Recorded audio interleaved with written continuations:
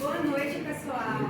Sextou, estamos iniciando mais um pod da Psy, não é isso, né? Com certeza. Boa noite, Bel. Boa noite a todos que estão nos assistindo. É um grande prazer estarmos aqui iniciando mais uma sexta-feira. E a gente vai entrar, como todas as outras sextas-feiras, trazendo mais um pouquinho sobre algumas das abordagens da psicologia. E hoje sendo a psicologia hospitalar. E estamos aqui com duas ilustres profissionais da área da psicologia hospitalar, onde temos aqui a Fernanda, que atua no Hospital Regional. Ela auxilia na parte do apoio à equipe, e tem também a Gabriela, que dá suporte na parte da internação, também na parte da psicologia hospitalar.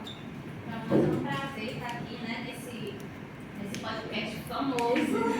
Principalmente estar com vocês aqui, meninas, nessa noite. Para mim é uma honra como profissional. Acho que todas as psicólogas queriam passar por aqui.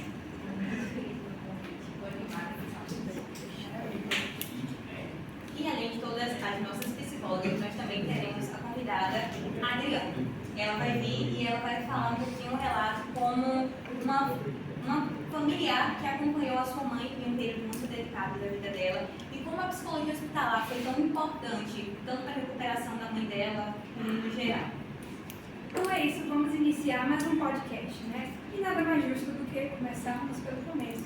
Vamos falar de uma forma resumida sobre a psicologia, né? Essa aqui começou as suas atividades lá nos hospitais gerais, né?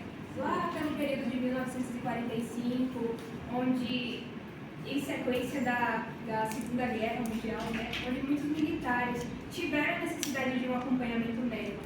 Imagine aqueles homens que acabaram de passar por aquela guerra e tudo mais, que perderam alguns familiares e amigos e precisavam desse apoio, né? Porém, a medicina daquela época era muito rigorosa, ela seguia aquele método cartesiano, onde era muito taxativo.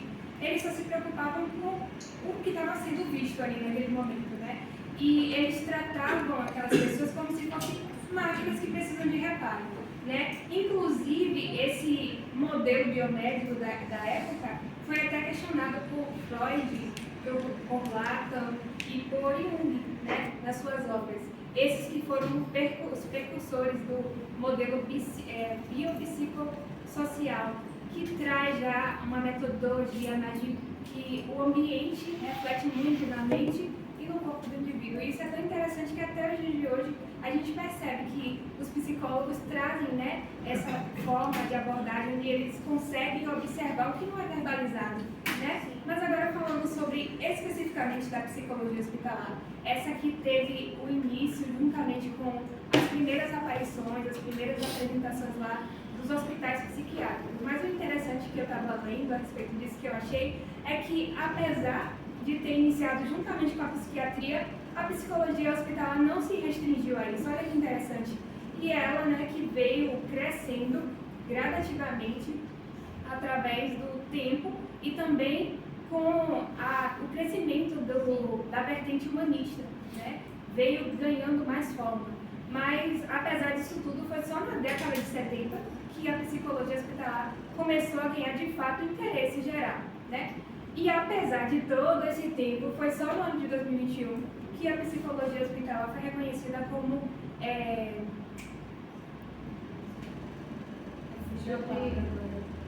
especialidade, né? Só no ano de 2001 foi que ela foi reconhecida como especialidade. E hoje, que bom que ela está lá, assegurada pela regulamentação, né? Pelo Conselho Federal de Psicologia, número 13/2007. Que tudo isso, claro, foi no intuito de abranger várias áreas para que isso, de alguma forma, acolhesse as pessoas que precisam de suporte emocional e também os pacientes e familiares, né? Com certeza. Além de tudo isso que o Mel citou, quando a gente traz um pouquinho dessa questão da psicologia hospitalar dentro do nosso país, no Brasil, a gente tem alguns representantes que foram de suma importância para a gente. Dessa noite eu vou trazer só brevemente sobre duas. A primeira dela é Matilda Leder. Ela foi uma psicóloga da época e logo quando surgiu todo esse processo da psicologia hospitalar realmente ganhar força, e ela foi uma das pioneiras de trabalhar, de trazer sobre isso.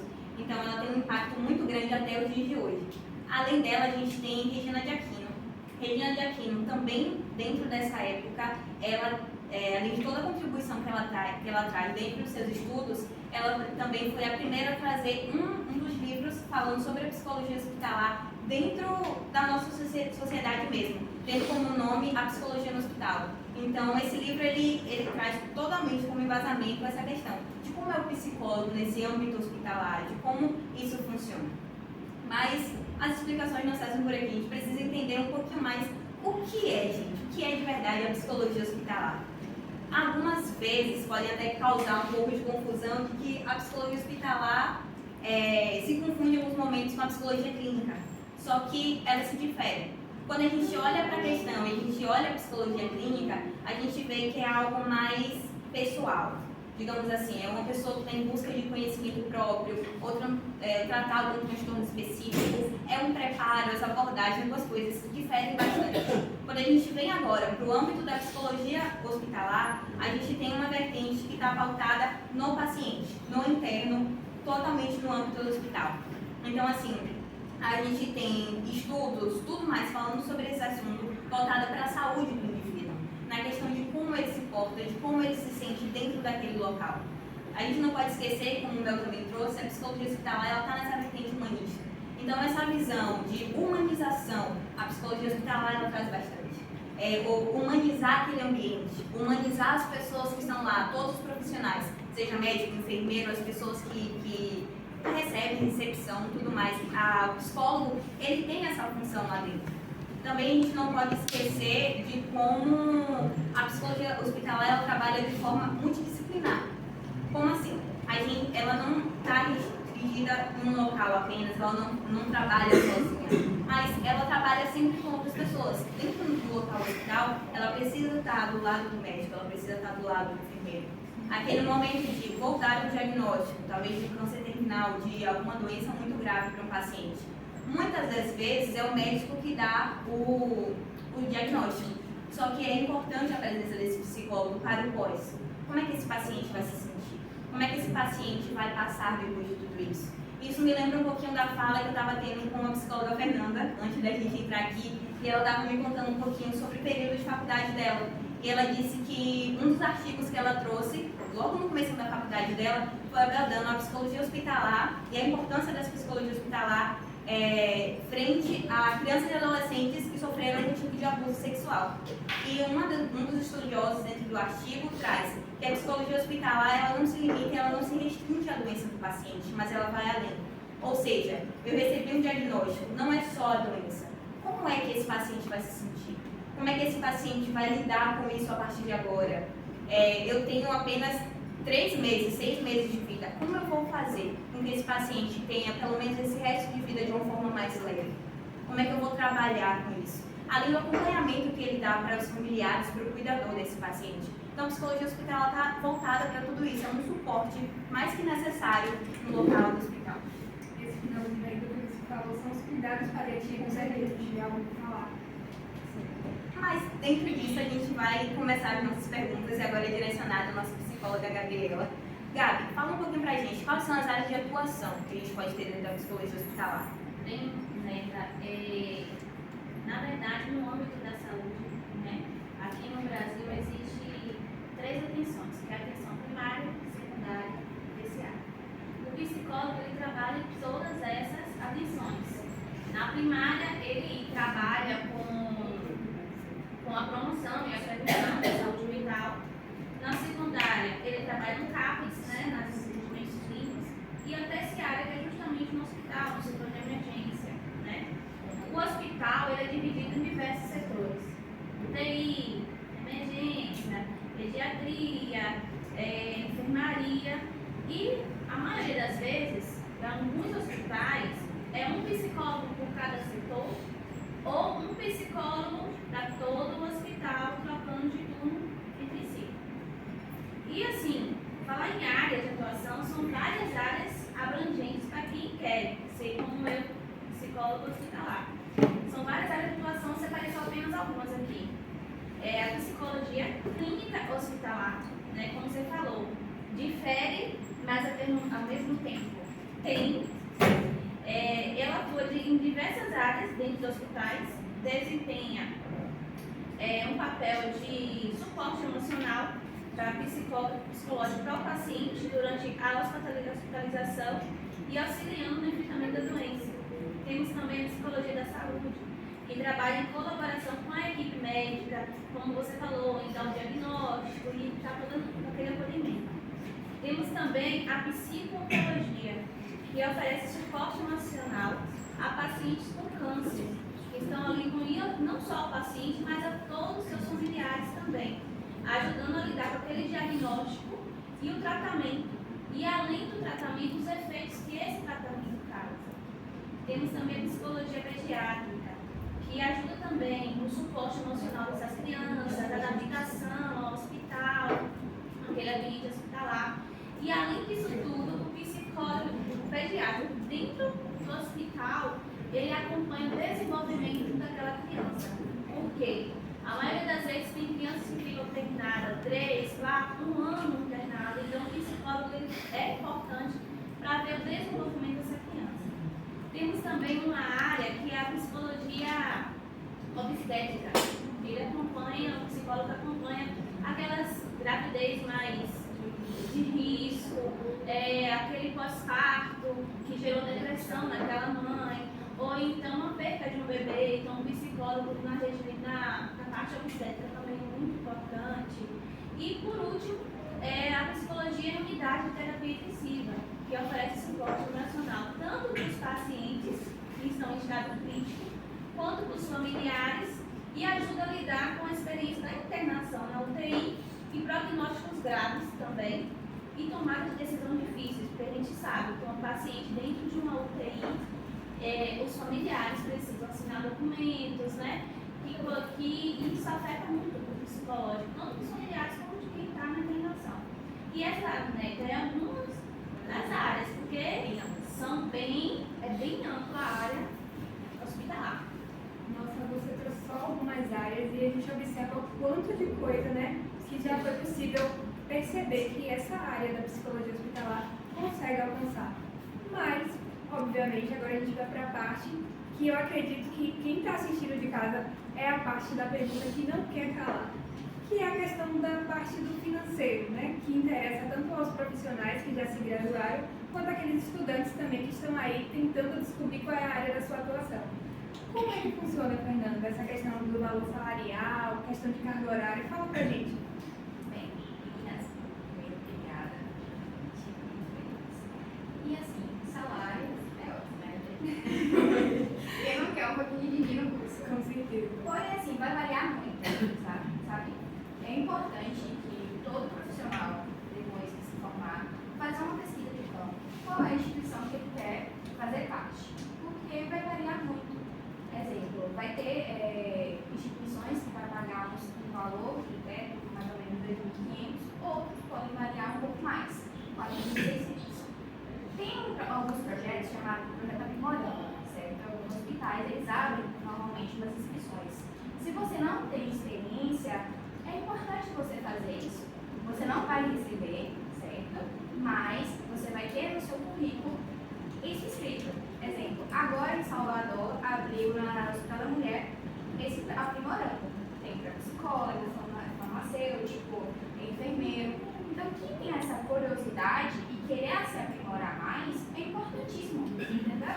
Então, fazer essa pesquisa, não se precipitar muito, porque, querendo ou não, a psicologia está se aprofundando mais, o mercado está se expandindo mais. E fazer bastante graduações, porque isso vai estender seu leque, tá bom? E o mercado vai ficar mais enxuto e você vai se tornar um profissional qualificado, interessante para a empresa. Isso faz com que você se sinta mais seguro, tá bom? E o seu salário também seja muito bom, que não quer, né? Com relação à carga horária, Carga horária, outra coisa. Carga horária também vai ter essa variação, certo? Vai variar de instituição que você vai participar. Algumas podem ter 20 horas semanais, então você pode trabalhar de segunda a sexta, mas às vezes você pode trabalhar às 7 horas e sair de 1 hora da tarde. Outras você pode trabalhar com 44 horas, tá bom?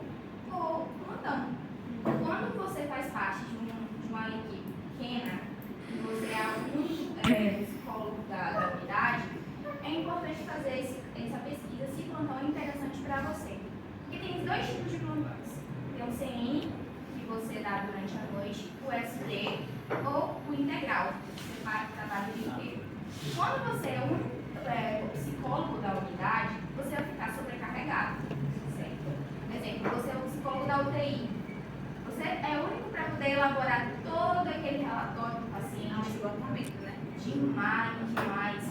Então, isso faz com que você seja muito estratégico, certo? Então, alguns profissionais, quando já tem um pouquinho mais de malandragem, porque já tem aquele joguinho de segura, dá uma analisada, conversa com a instituição, fala assim, poxa, eu acho interessante eu começar a trabalhar um pouco da maneira de plantão, porque durante a manhã eu posso ficar aqui das 7 até as 7 da noite, eu vou ter a descanso da manhã e da noite, aí na manhã ele não trabalha na parte noturna, então isso faz com que ele tenha uma menor sobrecarga e consiga fluir o trabalho dele. Então, essa questão de carga horária vai influenciar bastante na empresa que você vai estar se inserindo. Por isso que eu falo, todo profissional pós-graduação, queira se inserir no mercado, faça bastante pesquisa, porque você possa entrar de cabeça na curiosidade de uma empresa e aí às vezes você se afogar. Mas muito obrigada pela contribuição. Eu creio que cada uma dessas dicas, nossos estudantes, todo mundo que está nos acompanhando, pegou e vai guardar com bastante atenção. Mas agora, psicóloga Gabriela, quando a gente está falando sobre questões de abordagens, você trouxe para a gente essa questão de variações nas áreas de atuação, mas dentro das abordagens que a psicologia hospitalar pode ter, quais podem ser elas? São diversas abordagens que podem ser utilizadas, até mesmo mais de uma para determinado paciente. Mas elas são usadas adaptando com os métodos e olhando a situação que aquele paciente se encontra, né? Nós temos a abordagem humanística, que já foi falada aqui, temos a cognitiva e comportamental, que também é muito usada na clínica, mas usada também no ambiente hospitalar, que foca na identificação e justificação de padrão de pensamentos e comportamentos profissionais, frequentemente usada para tratar transtorno de ansiedade, depressão e outras condições psicológicas. Porque quando o paciente sai do seu ambiente reforçador, que é seu lar, que é seu trabalho, e vai para um ambiente hospitalar, pode gerar nele ansiedade, depressão. Então, essa abordagem é muito importante. Temos também a terapia familiar sistêmica, também é muito utilizada porque ela trata o indivíduo como parte do sistema familiar, social, e também trata os familiares, que também estão ali naquele ambiente, né? De certa forma de caos, porque ninguém queria estar ali hospitalizado, ou ver seu parente ali hospitalizado. Temos também a abordagem existencial, essa que é a mais utilizada, porque ela traz um sentido à vida àquele paciente, a liberdade e a responsabilidade da morte, entendeu? Então, um paciente que está em estado grave, recebeu o diagnóstico bem difícil, traz à existência àquele paciente uma esperança, de ter pensamentos bons, de pensar no positivo, no lado positivo, para não se deixar levar pela situação que ele está. E essas são apenas algumas abordagens, porque como eu falei, você pode usar uma ou mais de uma. Mas, Gabriela, como você trabalha diretamente com esses pacientes que estão lá hospitalizados, como é que funciona esse primeiro momento, esse primeiro contato com esse paciente? É da forma de acolher, né? Eu acho que o psicólogo, em todo o ambiente que ele trabalha com uma acolhedismo. Porque, como eu falei, o paciente está ali em um ambiente que ele não queria estar. Ele está vivenciando algo que ele não queria viver. E é algo muito doloroso, tanto para ele quanto para a família. Então, nós acolhemos, né? Nós perguntamos como é que está, o que você pensa sobre isso? E principalmente naqueles pacientes mais críticos. Por exemplo, foi citado aqui que alguns diagnósticos são, a maioria das vezes, dados pela equipe médica. Mas sempre tem um psicólogo ali para acolher. Mas acontece muitas vezes que nós, psicólogos, temos que dar esse diagnóstico. A equipe médica pede lá socorro e pede para a gente dar esse diagnóstico. Eu trouxe até um exemplo para vocês de um paciente meu. Não vou falar o nome porque a gente não pode falar. Vou falar o nome fictício, João. João está em estado grave, uma situação bem delicada. E a primeira forma que eu chego para ele e pergunto a ele digo a ele, João, boa tarde, bom dia, nós precisamos conversar. fala precisamos conversar, já demonstra para João que a conversa é séria. Então o paciente já tem em sua mente que ó, é uma conversa séria. E aí você ouve aquele paciente, e aí você pergunta, ô João, o que é que você tem pensado sobre o seu tratamento, sobre o seu estadia aqui dentro do hospital? Como você se analisa, né, nessa questão da doença? E aí ele começa a falar, e chega um determinado momento que João diz, eu tô ruim, né? Eu tô mal. E é aí que a gente entra no diagnóstico. Aí João, tá acontecendo isso e isso com você. Mas a gente não pode sair da sala. A gente continua na sala porque é um momento que o paciente se desespera. E é a hora que a gente acolhe, porque é desesperador. E ele pode expressar raiva, medo, desespero, porque ele está ali para acolher. Assim também com os familiares. A gente não age só no paciente, que não foi falado aqui diversas vezes, mas nos familiares, sim, no momento do luto, do contato, da dor, daquele luto que vai sofrer, seu filho não resistiu. Então, se o quadro psicólogo hospitalar não tem esse acolhimento, não está nessa área, é complicado. E quando a gente fala de toda essa questão, paciente e tudo mais, a gente às vezes acaba esquecendo um pouco sobre equipe. Fernanda, tu poderia? Tu poderia falar um pouquinho sobre a questão do psicólogo e o acompanhamento com a equipe? Psicólogo e equipe é algo que você tem que começar a pensar como família. Porque como você convive com aquele ambiente todos os dias, com as mesmas pessoas, você passa o maior tempo da sua vida com eles, certo? E existem várias relações que você pode estar construindo ali, seja amizade, companheirismo, mas existe também inimizades, certo? Primeiramente, o que a gente visa numa equipe? Unir, né? Se manter unido. Porque saúde mental dentro de um ambiente hospitalar é algo bem problemático. Nem todo mundo se olha verdadeiramente e enxerga como paciente. Às vezes você está ali no campo, trabalhando de frente, mas você não percebe que você também está doente. Então, como você é um psicólogo hospitalar, dentro da sua equipe, você tem que analisar um por um, certo? E também ter um pouco de empatia, mas também de frieza, para identificar e não misturar. Nem todas as pessoas que fazem parte da sua equipe vão se sentir apto ou se sentir confortável de falar com você. Mas aí, o que tem que acontecer? Você pode conversar com outro psicólogo e buscar maneiras, formas de chegar a esse companheiro de equipe. O que acontece normalmente no hospital, gente? Equipes pequenas, como eu disse antes, e andares. Alguns andares são separados, alguns são ortopédicos, cirúrgicos, pediátricos, TI, intensiva, a vermelha, a emergência, né?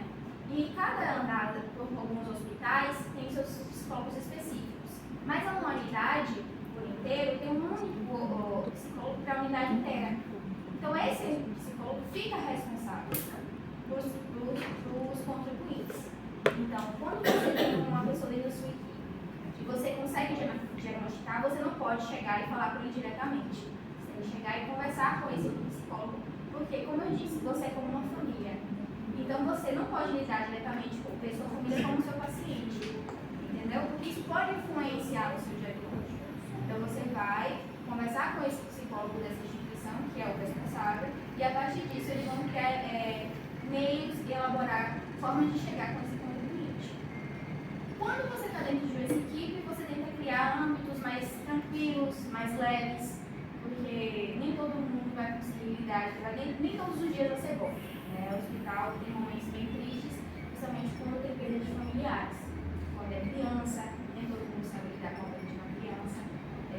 Normalmente é algo bem dramático, algo bem doloroso e mexe com todo mundo. Então você tem que ser bem imparcial, você tem que respirar fundo e acolher aquela equipe, principalmente quando ela começa a ficar pequenininha. Ou quando vem um pai de família que estava bem, do nada ele tem um mal súbito, que ele vai para a vermelha. Então, você tem que acolher aquela equipe, porque porque ela vai ter que saber como chegar ao familiar. Porque imagine um familiar ter um contato direto com aquele paciente durante o dia e do nada ele tomar um susto. Ele vai questionar, meu pai está bem, como que aconteceu? Então, você vai ter que saber chegar nesse familiar, vai ter que chegar primeiramente e falar, olha gente, a gente vai ter que informar isso, eu vou ter que informar isso, mas quando eles questionarem, por favor, saibam chegar a eles, falar com eles de maneira coerente, clara, porque eles podem não entender. Então, tudo isso é uma maneira de fazer com que tanto o contato com o paciente seja tranquilo, como a equipe também se mantenha tranquila. Realmente é um suporte muito necessário, né, que é cuidar de quem está cuidando. Então, é necessário ter esse profissional dentro do hospital, realmente. Mas agora, eu quero agradecer, né, pela fala de vocês e vamos para a participação da Adriana, que ficou ali esse tempinho quietinha. Mas a Adriana, ela passou diretamente, né, ela viveu na pele esse cenário de precisar de um suporte, né? Então, Adriana, conta pra gente como foi essa vivência, né, de ter um familiar seu com câncer e qual foi a importância desse profissional da área da psicologia hospitalar na sua vida? Boa noite a todos. Essa moça comigo aqui é minha mãe. Ela teve câncer de mama, um dos tipos mais agressivos. E, graças a Deus, foi descoberto logo cedo, não precisou fazer a mastectomia, foi só retirado o nódulo, porém ela passou por 2 cirurgias, porque não foi retirado todo na primeira cirurgia e precisou fazer uma nova cirurgia. E nesse processo, tanto ela quanto a família teve um suporte da psicologia dentro do hospital, tanto no pré-operatório como no pós-operatório. E nesse processo a gente conseguiu acalmar mais, porque quando você tem um diagnóstico de câncer, normalmente a impressão que você tem é que no outro dia a pessoa já vai morrer. E não é bem assim que acontece. E como foi um diagnóstico de um câncer mais agressivo, a família toda se desestabilizou. Todo mundo fora do eixo. E aqui na cidade ainda não tinha a Oncocenter como tem hoje. Oncocenter não, Unacom, perdão. Não tinha a Unacom e ela teve que ir para o Hospital São Rafael em Salvador. Então a gente ficava nessas idas e vindas e a gente teve um suporte, mais ela do que a família, mas ela teve um suporte muito em relação a isso. E hoje, graças a Deus, a Unacom já está aqui para todo mundo e eles têm o suporte psicológico desde o início do diagnóstico até o processo das rádios, das químios e também da cirurgia e internamentos quando se faz necessário internamento. Você relatou que a sua mãe ela teve um suporte maior do que os familiares. Você acha que se houvesse a influência desse profissional para com os familiares, seria diferente? Seria muito diferente. Como, digamos assim, você lidou diretamente com isso? Eu fiquei muito mal mesmo.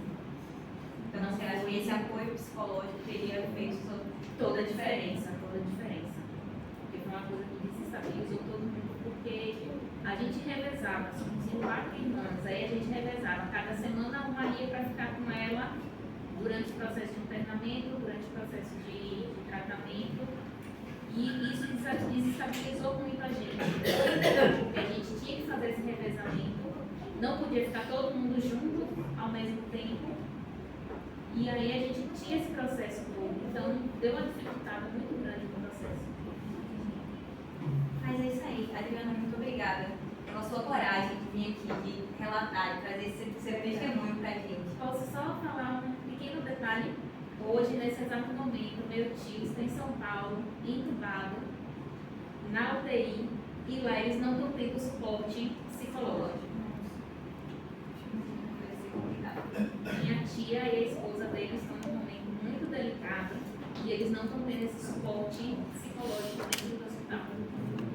Eu acho que diante de toda essa tua fala, todo mundo que nos assiste entende a importância que o profissional psicológico tem no âmbito hospitalar.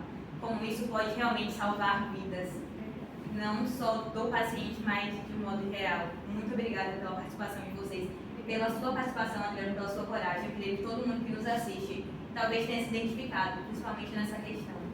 Mas estamos quase encerrando, galera. Antes de encerrar, a gente queria chamar aqui a nossa diretora para poder presenteá-la essa noite por toda a colaboração. Gostaríamos de convidar Cris essa noite. Loucura que ela vai pro pezinho machucada.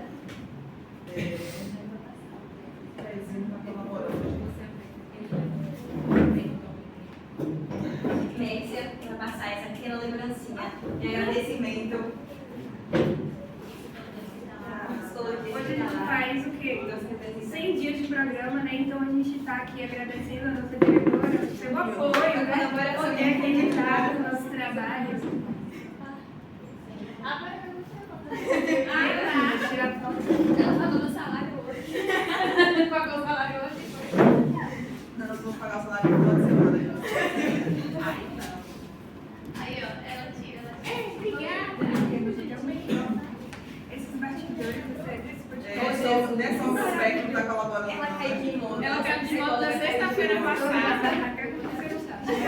Consegue já para? Não, mas ainda está pegando com a diretora, né?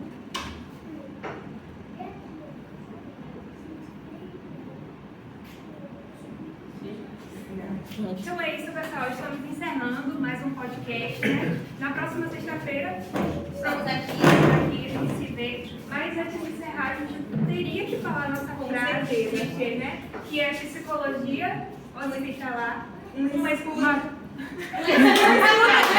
Vamos lá, de novo. Psicologia, você está lá, Uma escuta que acolhe. E agora, pouco.